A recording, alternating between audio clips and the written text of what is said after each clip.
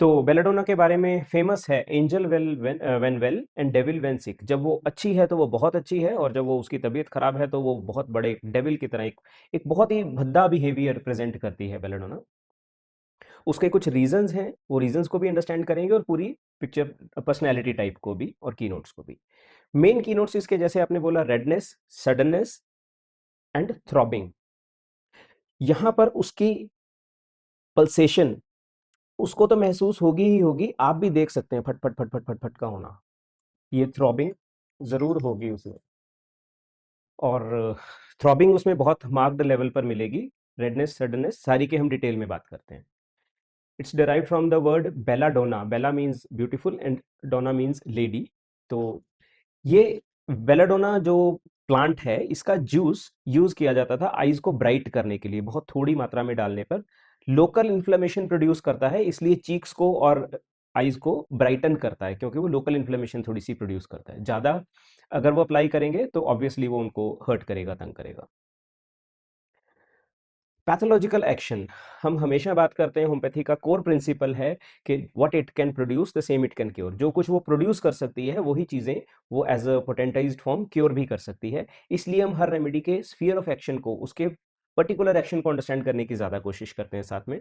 तो पहला main most action belladonna का है, जिसको बोलते हैं एक्यूट एंटी कॉलिनर्जिक टॉक्सिड्रोम। उस पर लास्ट में आते हैं, पहले हम स्टार्ट करते हैं छोटी चीजों से। एंटी स्पाज्मोडिक, स्पाज्म्स को क्योर करना, ठीक करना, ये काम है बेलाडोना का। वो कैसे करती है? उस बेलाडोना का juice smooth muscles, circular muscles को पैरालाइज करता है। इसलिए जो वो सर्कुलर मसल स्पाज्म में जा रहे थे वो पैरालाइज हो जाते हैं, उनकी स्ट्रेंथ को लूज कर देते हैं, तो वो अपने आप लूज हो जाते हैं। इस तरह से बेलाडोना एंटी स्पाज्मोडिक एक्ट करती है। इस चीज को कहाँ यूज किया जाता था? डाइल्यूटेड फॉर्म्स में, पुराने टाइम में, जब सिजेरियन सेक्शंस अवेलेबल नहीं थे, जब ऑस डायलेट नहीं होती थी डिलीवरी के टाइम पे, तब ऑस के जो सर्कुलर मसल्स हैं उनको पैरालाइज करने के लिए, उनको रिलैक्स करने के लिए बेलाडोना को लोकली अप्लाई किया जाता था, सो दैट नॉर्मल डिलीवरी हो सके। सेम चीज को देखा जाता है आज भी। जब भी हम अपनी आईज का फंडस एग्जामिनेशन के लिए जाते हैं, वो लोग कुछ मेडिसिन डालते हैं, बेसिकली एट्रोपिन डालते हैं।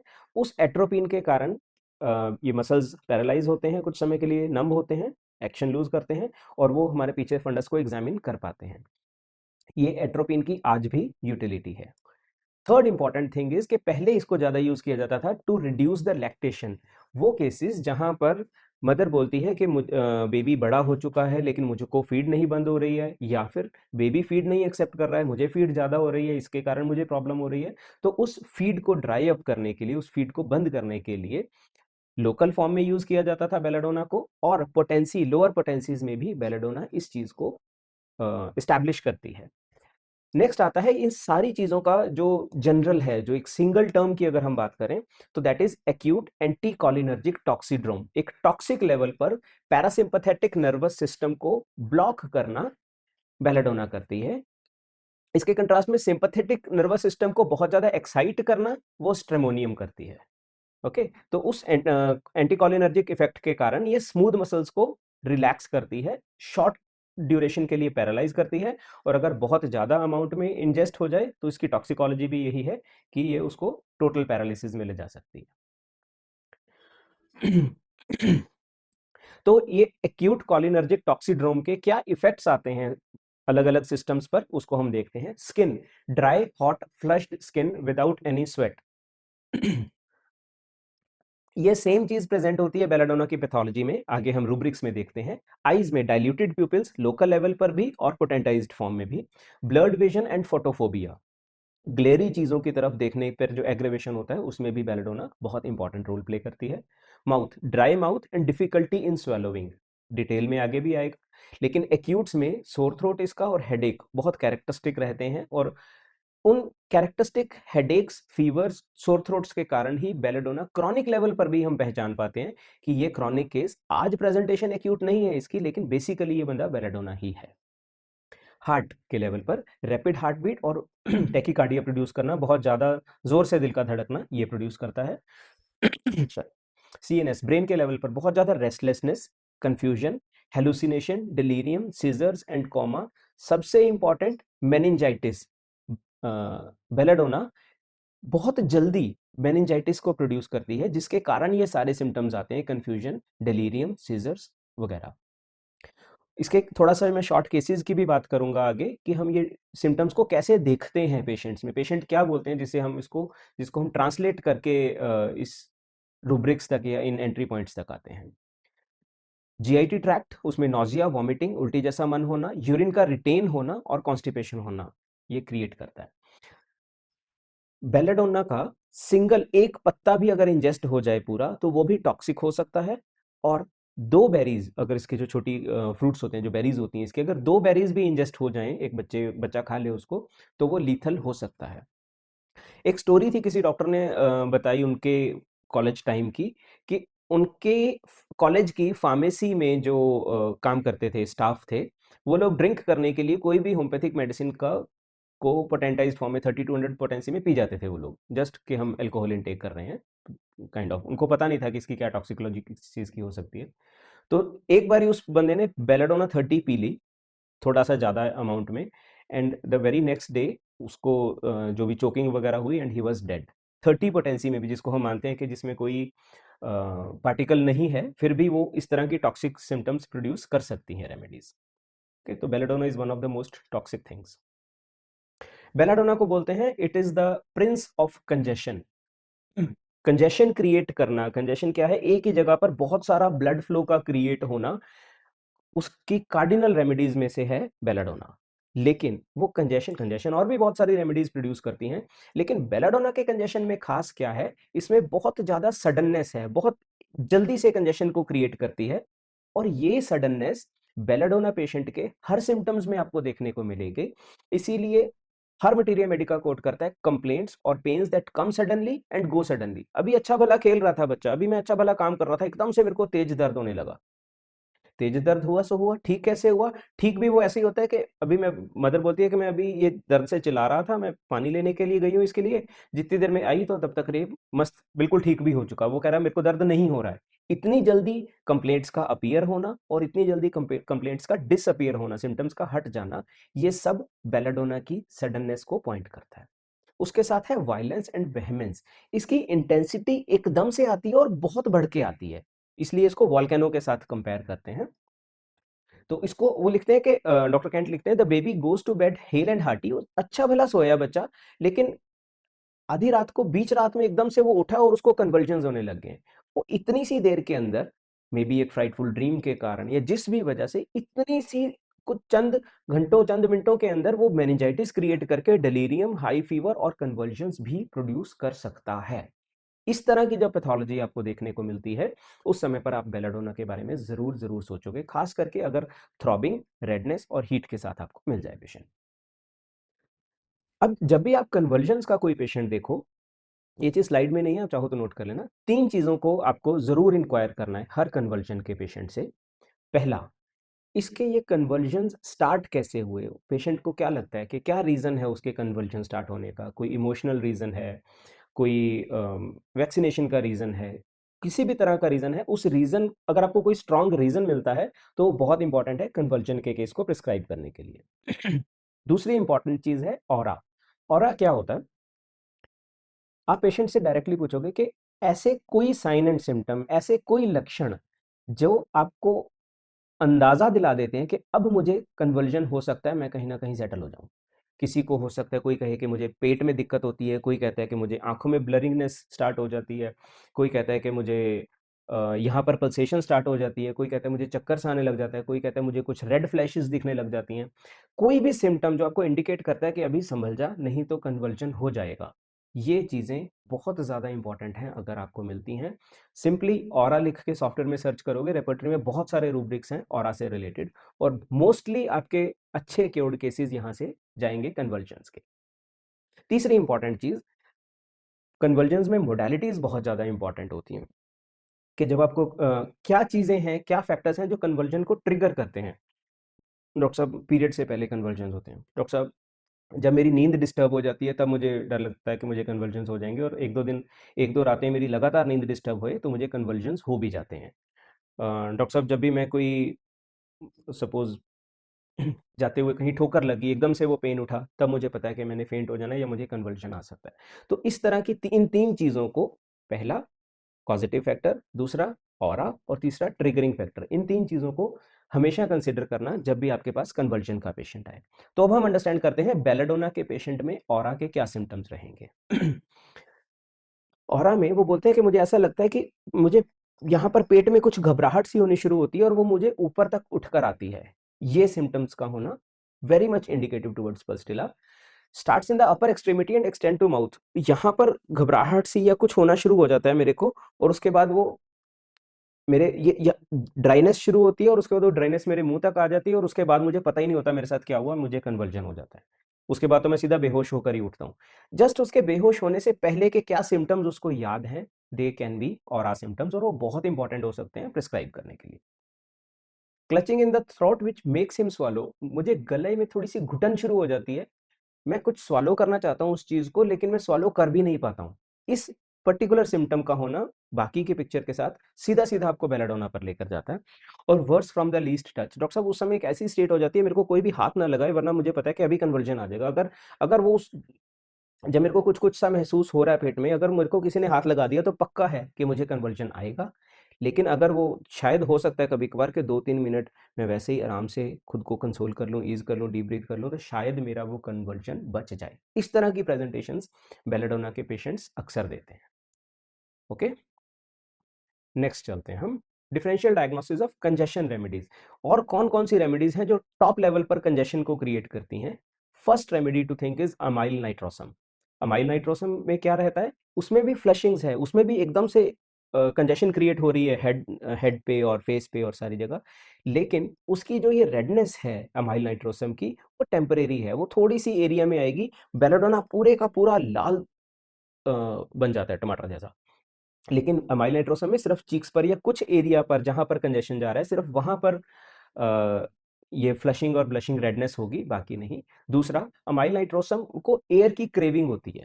उसके लिए वो, अगर वो लेटा हुआ है तो वो बेड क्लोथ्स हटाएगा, उसके बाद भी अगर जो भी उसने कपड़े पहने हुए हैं उसको भी हटाना पसंद करेगा, ताकि मेरे को सांस आए, मेरे को ज्यादा से ज्यादा हवा मिले। ये चीज अमाइल नाइट्रोसम है। Second thing, second remedy ferrum metallicum. Ferrum metallicum में क्या है कि उसमें जो फेस बहुत पेल था, डॉक्टर साहब थोड़ी देर पहले तक या प्रॉब्लम स्टार्ट होने से पहले तक इसको फेस हमेशा बहुत पेल रहता था, क्योंकि फेरामेटेलिकम बेसिकली एक अनीमिक कॉन्स्टिट्यूशंस की रेमेडी रहती है।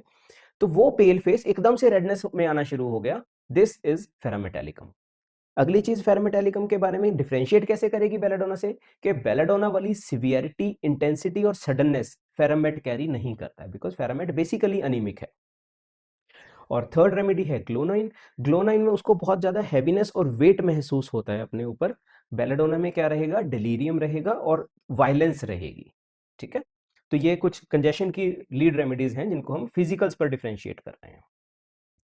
Next is the cardinal quadrate of orgasm of blood. Orgasm of blood क्या है, एकदम से ज्यादा ब्लड का फ्लो, एकदम से बहुत ज्यादा ब्लड का फ्लो होना। उसके कारण क्या होगा, इंटेंस हीट। हीट सिर्फ जैसे हमने स्ट्रेमोनियम में करा था कि ये डरता है, ये स्ट्रेमोनियम नहीं है, जाता है, ये स्ट्रेमोनियम है।